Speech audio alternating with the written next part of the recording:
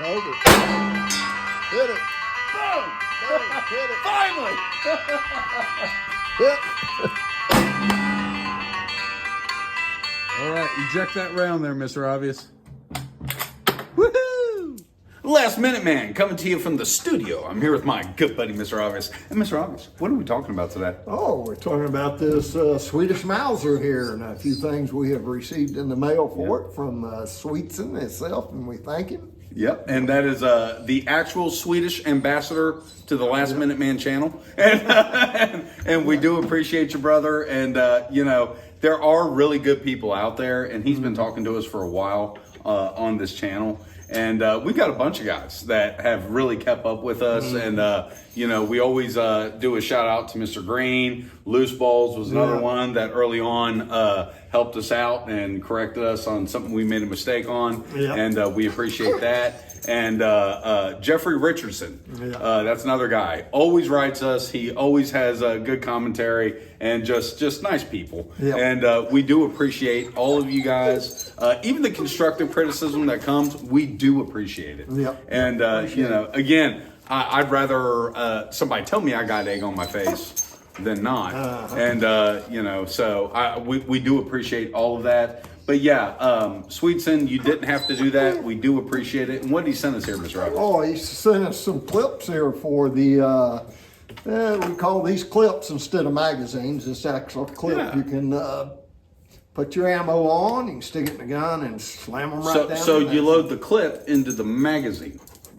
Yep. That's the way that works. But we got Liberty, the German Shepherd, here today, and she loves to be on camera. She about died. So yeah, this dog about lost it this morning. I fired up that diesel and I was rolling out, and she said, "Oh God, you're going to Mr. Obvious's. You're going over to his place." So I had to bring her, and she about died, man. She was out there howling. Likes attention. Yeah, she does. But we got some neat stuff here, and you know, we were going to do a shooting video today, but it is a nasty day. It's a raining. It's nasty. So it's just a nasty day. But Mr. Obvious, he wanted to complete this setup here. And what'd you get here? Oh, I got a bayonet for the critter today. Yep. So I got this. You can find anything on eBay. Yeah. So numbers match. No, I'm kidding. The bayonet. Yeah. I mean, that's a dandy right there. Yeah, so it sure is. Got the leather sheath with it.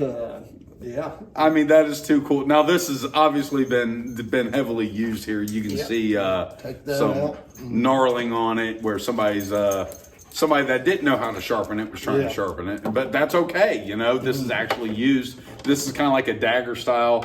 You know something? This is uncouth. Yeah.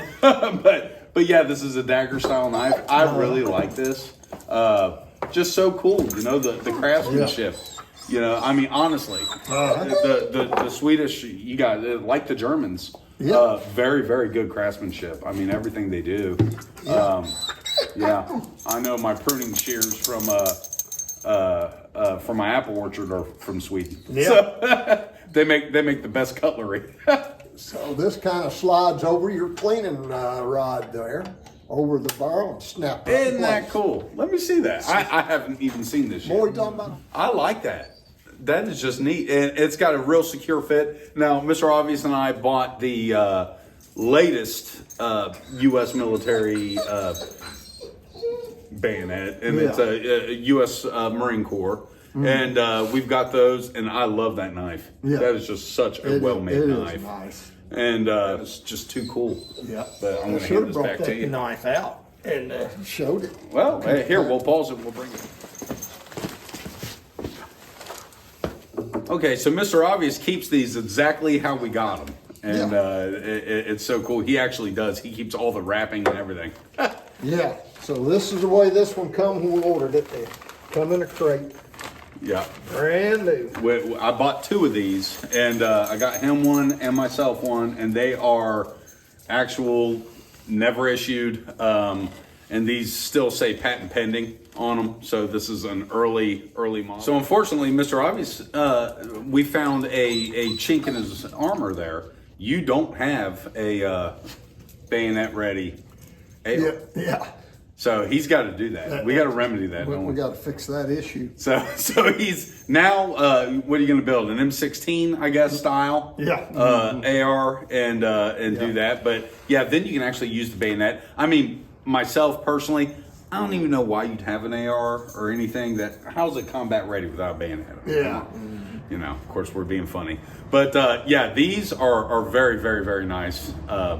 Well, look at Nice the blade bayonets. on that. It is Oh. actually nice. You have to do a close up on that. Yeah, here we go. Yep. Here, I'm going to come around this way so I can see what I'm doing. Yep. That is so nice. This has never been sharpened. Mr. Obvious kept it exactly the way it was out of the box. And here, I'm going to try to, yep, so you can see. And the serrations I can do without, but they're there. It's not like you don't have plenty of blade, plenty of real estate there. So these are, and I'll show you something else. Here, Mr. Obvious, let you hold that. And something else that's kind of cool about these, right here on the back, you know, you got a sharpening rod. So you can actually sharpen your blade. That's pretty daggone cool. And I think it's got the patent pending. Okay, patent pending on the back there. So you can see that. So these were early on in the War on Terror. Yeah. We used an M9 bayonet. Yeah. And I thought those things were the bee's knees, man. I loved them. And of course, I only used it in training. Never actually owned one. And then actually, like after I started looking in the aftermarket and everything at them, what an overpriced hunk of junk. Yeah. It's funny. Well, when I was using it, I thought it was so cool, you know, because we'd beat the hell out of them for a day. Yeah. But anyway, so really neat stuff. Actually, something else to talk about here. I traded Mr. Obvious out of this here Kimber. Yeah. So, and I was very excited to get this. I was with him when he bought it. And yes, we keep our weapons loaded. You know, they're no good. I didn't have it chambered. But They're no good empty. they're no good empty. But we keep them loaded. I know all the safety fanatics there on YouTube. And all that, oh, that goes loaded. Yeah, trust me, it can't get you through the screen. All right, you're fine. But thanks for looking out for us, though. But yeah, this is just too cool. I love this thing. This is one of the original Series 70 Kimbers, and Mr. Obvious followed my guidance on this, and you put a got rid of the full length guide rod. I know. But anyway, she's like, you're talking about 1911. She'd want I'm my done. attention, though. Yeah. I know. We put a Wilton Combat guide rod in it. 18 and a half spring. With It's got a Wilton Combat guide rod we put in it. So, the bulletproof one. So. Yep, bulletproof Wilson Combat, and I do like Wilson Combat stuff. Actually, typically, my older 1911s that I have, I've replaced all the internals with Wilson Combat parts. You know, did away with the MIM stuff and went to the solid bulletproof Wilson Combat stuff. Now, is that necessary? No, it's not. But it makes me feel better, you know. So yeah, you'll have guys. It's not necessary. Yeah, well, it's not necessary, but it sure does make me feel good. Yeah. So that's why I do it. I just like to put good stuff. I like to carry good stuff, and I love this thing. You know, the only thing this is missing is checkering on the front here. It'd be nice to have a little bit of that. Yeah, I looked at one today. It had just like that. It had Ducks Unlimited written down the side. It's beautiful. It's a Kimber. Yeah. And it had a Vortex red dot on it, a little small one stuck up about yay high. Pulled it out, looked at it. Battery's dead in it. Yeah. That was about useless. Just people looking at it, the battery went dead in it. I guess they left it on, and you got to turn it off. It wasn't the type that goes to sleep. So Vortex will fix that. Yeah. Really? You lay your gun down overnight, and it's still on there. Yeah. You know, it stays on till the battery goes. Well, in. you know what? It's better than having to shake it awake before you have to shoot somebody. You know, I can see. You know. So anyway, you know, the red dots on handguns. You know, to each their own, guys. Yeah. And everybody's a little different. Train more, okay? I'm not going to sit here and tell you that I'm the world's foremost expert on handgun fighting or anything like that, but I've done quite a bit of training, and I will not have a red dot on my handgun. Yeah, no. And I know guys, they like that reflex sight, Yeah, and I'm not knocking you. I get it. You like it. That's like fine. You do you, man. Myself, I think it is absolutely useless. Useless. Yeah. It's more in your way, more sticking higher up on your gun, more to carry, more to try to get it out of your coat or whatever. But it's all out, I guess, a holster on the side. But Let's put it this way: I'm still carrying 1911s, so I'm slow to catch on to new things. I don't even carry a polymer pistol. I own a bunch, but I don't carry them. So I carry revolvers and 45s, man. Yep. And isn't that funny? It's and you'll have people knock that. They just think, oh, you old fud. yeah, You old fud. Yeah, man. Okay. I'm 41 years old, guys, and I've been shooting a long time, but I'm not old. But I like what works. yeah, I mean, what else can you say? yeah. Yeah, we are not sponsored by Mug Root Beer, but I do highly recommend it. That's good. It is very good. This is 0 carb, 0 calorie. I'm on this carnivore diet, so Yeah. the weight is slowly coming off. But yeah, man, that is one of my guilty pleasures right there. Mug Root Beer, dude. You just can't beat it. beat it. Foam goes straight to your brain. Yeah. If anybody remembers from the '90s, you know. Yeah.